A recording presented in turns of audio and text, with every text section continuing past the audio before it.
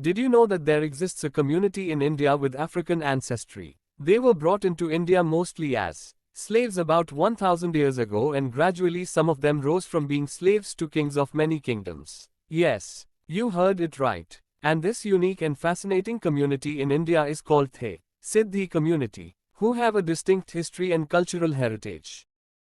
So hello all, I am AI Bobby, a time traveler, and I will be navigating you through the world of untold stories, so welcome aboard to the Untold Stories. Please do click on the subscribe button for more such untold stories. The Sidhhi community in India has African origins and ancestry, primarily from East Africa, and their history in India dates back to several hundred years. So today let me narrate to you this untold story of this ancient community which most of you do not know. So let's get started.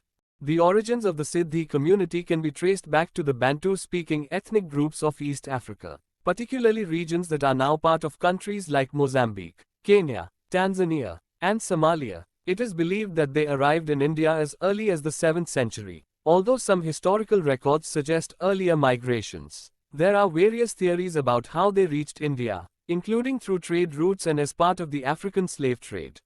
Most of they were migrants or else became Muslims, while a small minority became Hindu. The rich and popular Nizam of Hyderabad was known for employing African origin guards and soldiers, who were looked on to as strong, masculine, tall, and loyal keepers. The first Sidhis are thought to have arrived in India in 628 AD at the Bharuch port. Several others followed with the first Arab Islamic conquest of the subcontinent in 712 AD. The latter group are believed to have been soldiers with Muhammad bin Qasim's Arab army, and were called Zanjis.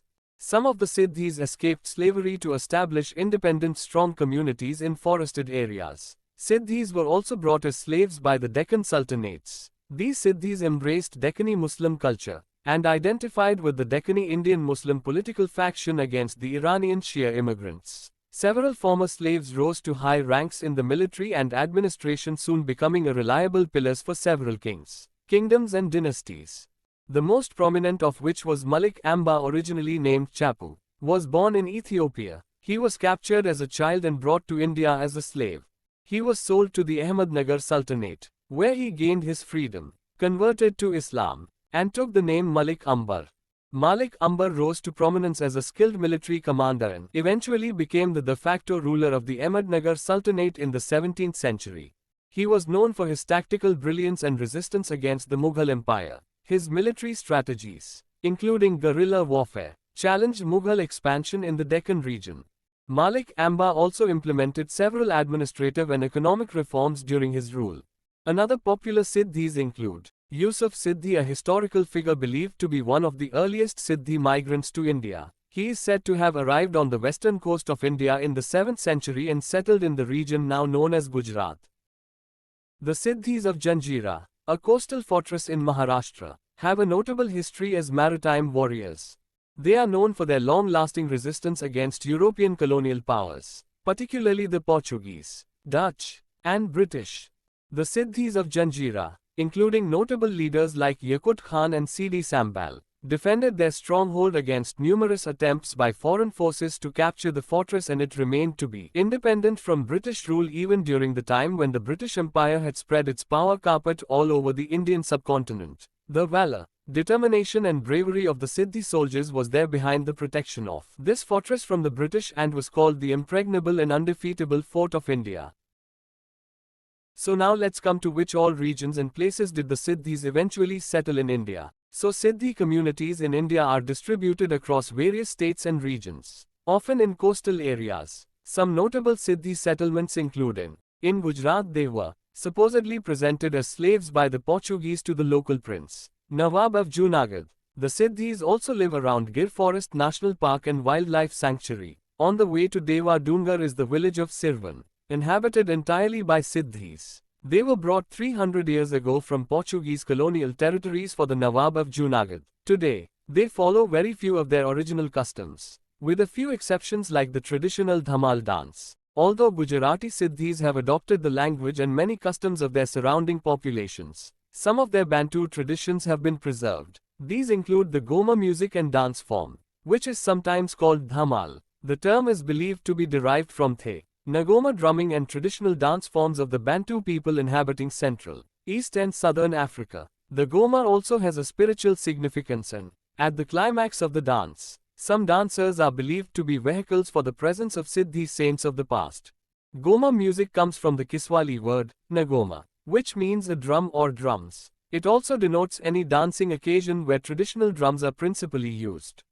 The Sidhis of Karnataka. The ethnic minority group of mainly Bantu descent has made Karnataka their home for the last 400 years. There is a 50,000 strong Sidhi population across India, of which more than a third live in Karnataka. In Karnataka, we are concentrated around places like Yellapur, Haliyal, Ankola, Joida, Mundgod and Sirsi taluks of Uttara Kannada and in Khanapur of Belgaum and Kalaghataji of Dharwad district. Many members of the Sidhis community of Karnataka had migrated to Pakistan after independence and have settled in places like Karachi, Sindh. In the 18th century, a Sidhi community arrived with the Arabs, and frequently served as cavalry guards to the Asif Jahi Nizam of Hyderabad's army. The Asif Jahi rulers patronized them with rewards in the traditional Mafa music, which gained popularity and would be performed during official celebrations and ceremonies.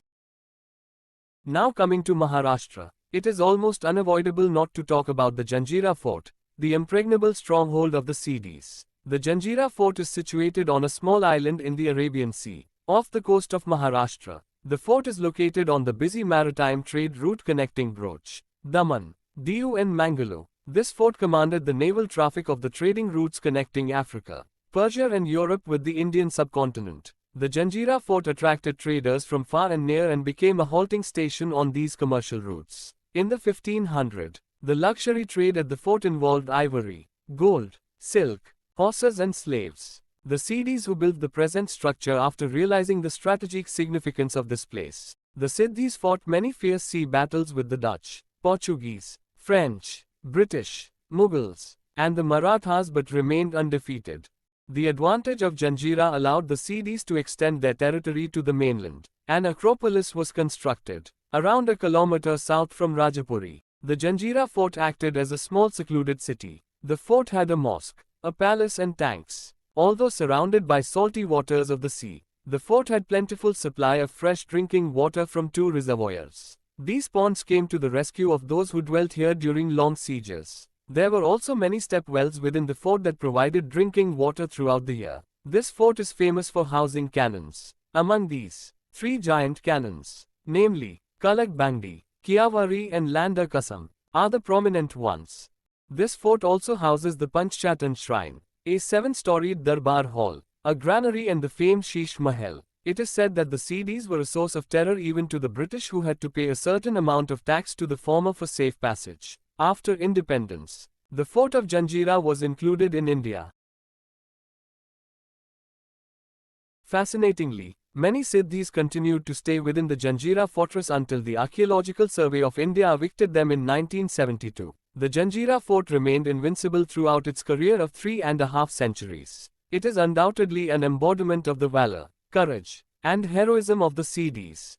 Today the Sidhis are present in the coastal regions of Maharashtra, particularly in areas like Murud, Janjira, and Raigad. Now let's talk about the Sidhi culture and traditions, which is extremely ancient, beautiful and diverse in nature.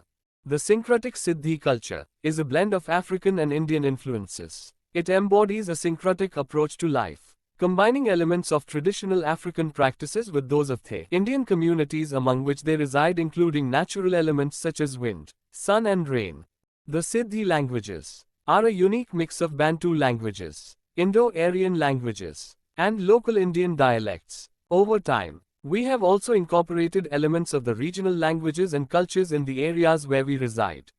The majority of the Sidhis practice Islam, which they adopted during their time in India. Their practice of Islam is unique and ancient, influenced by both African and Indian traditions, and also have preserved elements of the traditional African religious beliefs alongside Islamic faith, although some of them also are Hindus and others belong to the Catholic Church.